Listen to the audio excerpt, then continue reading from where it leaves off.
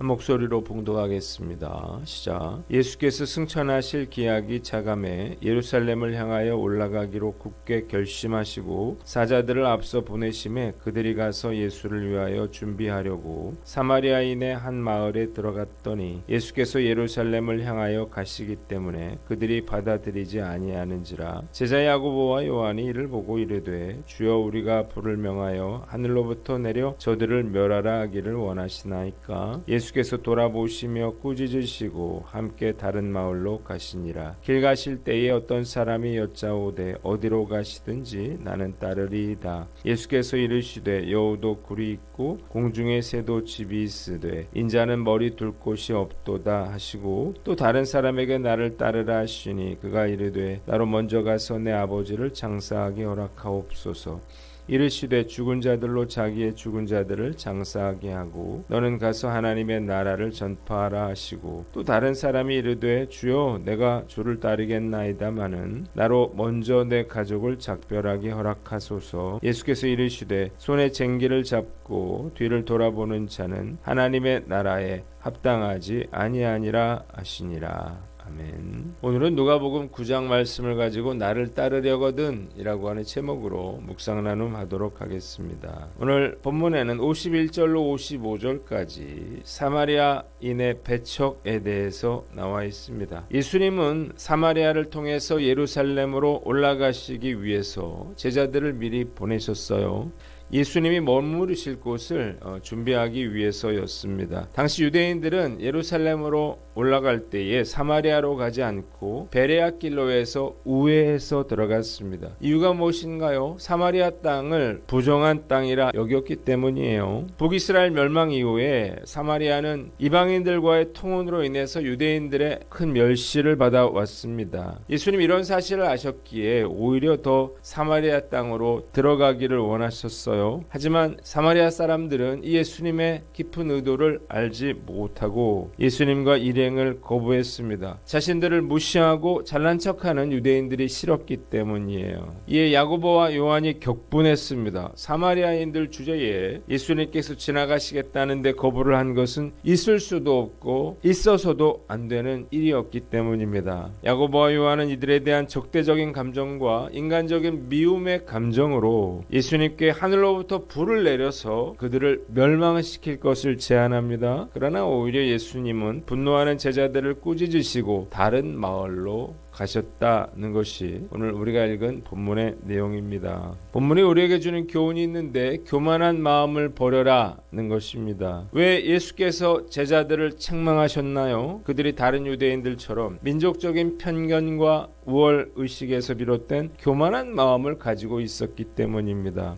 또한 예수님의 특별한 제자라고 하는 그들의 자부심은 무시당할 때 분노로 표출이 되었습니다. 그러나 복음을 거부하는 사람들이라 하더라도 그들은 주님의 사랑으로 복음을 전파해야만 했습니다. 초신자보다는 오래된 사람이 교만해지기가 쉽습니다. 직분을 받지 않은 사람보다는 직분을 받은 사람이 더 교만해지기가 쉬워요. 이미 다 알고 있다는 그런 생각 때문에 마음의 문을 열고 들으려고 하지를 않는 것입니다. 이 교만한 마음을 버리지 않는다면 우리도 예수님의 책망을 받게 될 것이라는 사실을 깨달으시기를 바랍니다. 사실 교만과 열등감은요 뿌리가 같은 것입니다. 교만은 가슴을 내밀 대로 내밀고요. 열등감은 고개를 숙일 대로 숙이지만 이 두 감정은 사실 같은 감정에서 나옵니다. 자신을 다른 사람들과 비교하기 때문에 다른 사람보다 내가 낫다고 생각하면 교만해지는 거고요. 못하다고 생각할 땐 열등감에 빠지게 되는 거예요. 그러니까 내가 열등감에 빠진다면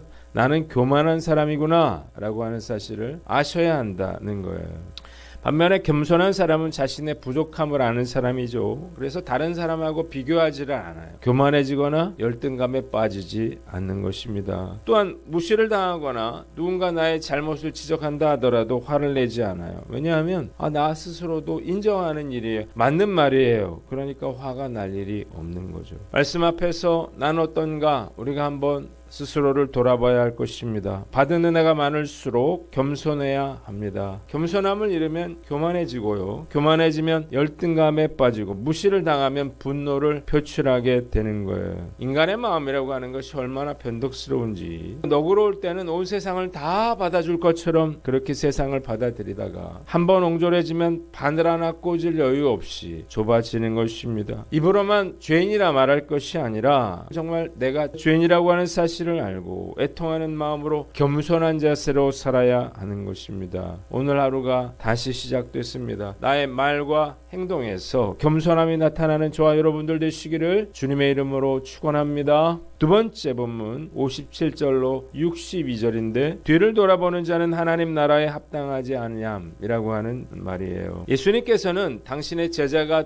되려는 사람의 조건을 다음 세 부류의 사람들을 통해서 제시하십니다. 첫째로, 길거리에서 예수님을 만난 사람이에요. 그는 예수님께 어디로 가시든지 저는 주님을 따르겠습니다, 이렇게 말을 했습니다. 그러자 예수님은 여우도 굴이 있고 공중의 새도 집이 있으되 인자는 머리 둘 곳이 없다, 이렇게 대답하셨어요. 동문서답과 같은 대답으로 그의 요청을 거절하신 것입니다. 두 번째, 예수께서 직접 한 사람에게 나를 쫓으라 말씀하셨습니다. 그러나 그는 뭐라고 대답했습니까? 나로 먼저 가서 내 부친을 장사하게 허락하옵소서, 이런 말로 예수님의 요청을 거절했습니다. 그러자 예수님께서는 죽은 자들을 장사하게 하고 너는 가서 하나님의 나라를 전파하라 말씀하셨습니다. 세 번째는, 주여 내가 주를 따르겠나이다마는 나로 먼저 내 가족을 작별케 하옵소서 부탁한 사람이에요. 그러나 이번에도 예수님은 손에 쟁기를 잡고 주를 뒤를 돌아보는 자는 하나님의 나라에 합당치 아니하니라 말씀하시므로 그의 요청을 거절하셨습니다. 본문이 우리에게 주는 교훈이 있는데, 첫째로 대가를 치를 각오를 하라는 것입니다. 어디로 가시든지 저는 따르리이다 말하면서 성급하게 예수님을 따르려는 서기관에게 예수님은 머리 둘 곳조차 없는 자신의 현실을 분명하게 알려주심으로 당신의 제자가 되기 위해서는 많은 어려움을 각오해야 한다라고 하는 사실을 알려줬습니다. 누구에게나 일정한 거처가 있지만 예수님은 최소한의 생활에 대한 욕구조차도 보장받을 수 없을 정도로 험난한 행로라고 하는 사실을 알고서 예수님을 따라야 한다는 것입니다. 예수님의 제자가 되기 위해서는 물질적인 궁핍이나 사람들의 배척과 같은 고난을 감수해야 한다는 사실을 깨달으시기를 바랍니다. 예수님을 따라가는 길은 그렇게 편안한 쉬운 길은 아닌 것입니다. 자기를 부인하고 십자가를 지고 갈보리 산까지 따라가야 하는 엄숙하고 비장한 걸음이에요. 자기를 부인한다라고 하는 것은 무엇인가요? 자기의 모든 것, 그러니까 나의 생각, 이상과 욕심, 나의 주장과 고집까지도 모두 버리고 주님을 따르는 것입니다. 주님께서는 누구든지 자기를 따르는 제자가 되기 위해서는 자기의 부모와 형제, 처자, 자매, 자기 목숨 그리고 자기 소유를 예산에 넣어야 한다, 이렇게 말씀하셨습니다. 모든 것을 희생할 수 있는 각오가 되어 있지 않은 사람은 진정한 예수님의 제자라고 말을 할 수가 없는 거예요. 지금까지 목회를 하면서 제가 깨닫게 된 것이 있는데, 머리로 우리가 제자가 되는 것과 실제로 예수님의 제자가 되는 것은 전혀 다른 이야기라고 하는 것입니다. 주님을 따르려면 나의 시간과 물질과 나의 삶의 기회들을 포기해야 한다는 사실을 깨달으시기를 바랍니다.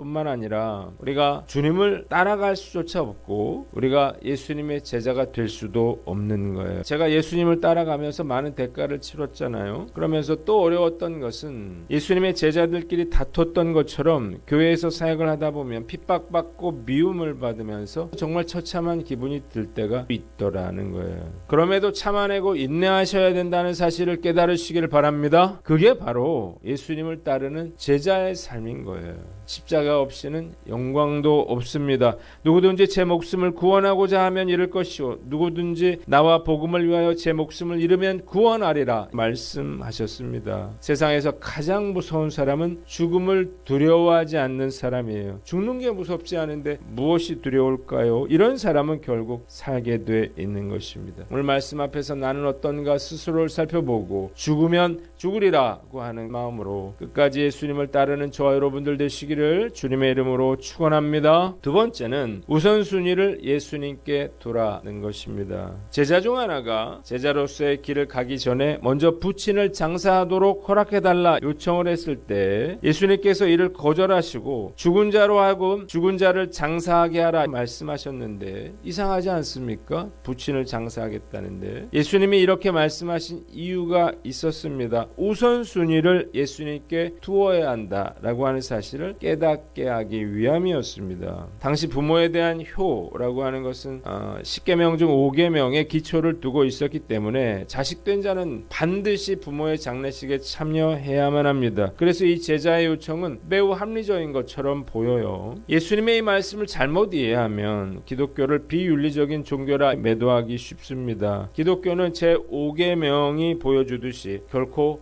비윤리적인 종교가 아니에요. 오히려 예수님은 부모 공경을 하는 것을 하나님을 공경하는 것 같이 취급하고 계십니다. 그런데 왜 예수님이 이렇게 말씀하셨는가? 예수님은 그가 우선순위에 문제가 있다는 사실을 간파하셨기 때문이에요. 예수님의 제자가 되려면 우선순위를 어디에 둬야 됩니까? 먼저 하나님의 나라와 의에 두어야 합니다. 아마도 그는 우선순위에 있어서 하나님 나라보다 자신의 생각과 계획을 앞세우는 사람이었을 거예요. 그래서 예수님께서 죽은 자들로 죽은 자들을 장사하게 하고 너는 가서 하나님 나라를 전파하라 말씀하신 거예요.